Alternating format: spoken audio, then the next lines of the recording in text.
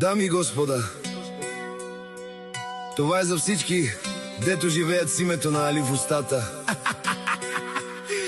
Али шампиона от град Ямбол.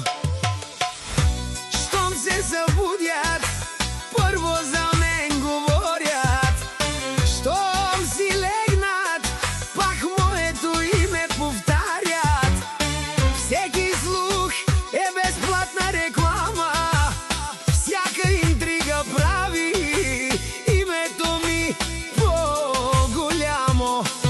Не гоня чужди сенки, не споря със света. Оставям успеха да говори вместо мен. Душманите пак дишат с името на Али. Завистта ги буди всяка нощ преди да съмне. Гледат, смятат, клюкарстват без край, но пътят на Али е само напред. Лайте колкото искате, Али шампиона не се променя. Вашите интриги са неговата реклама.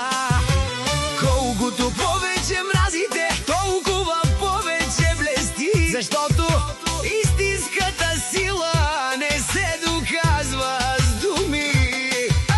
Едни говорят много, други правят история, едни търсят внимание. Али шампиона оставя следа.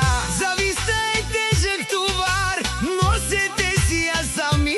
Резултатите говорят по-силно от всяка клюка.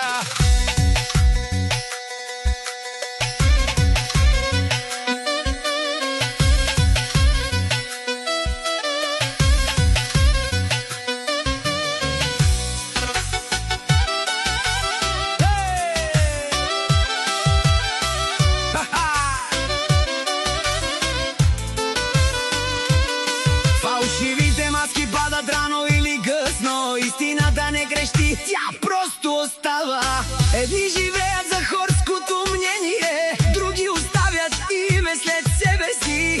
Завистта е тежка верига, Али избира свободата.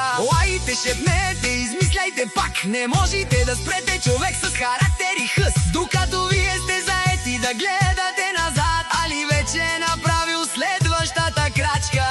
Запомнете едно, истинските имена не се градят с приказки. Докато душманите измислят нови интриги, името на Али звучи все по-силно.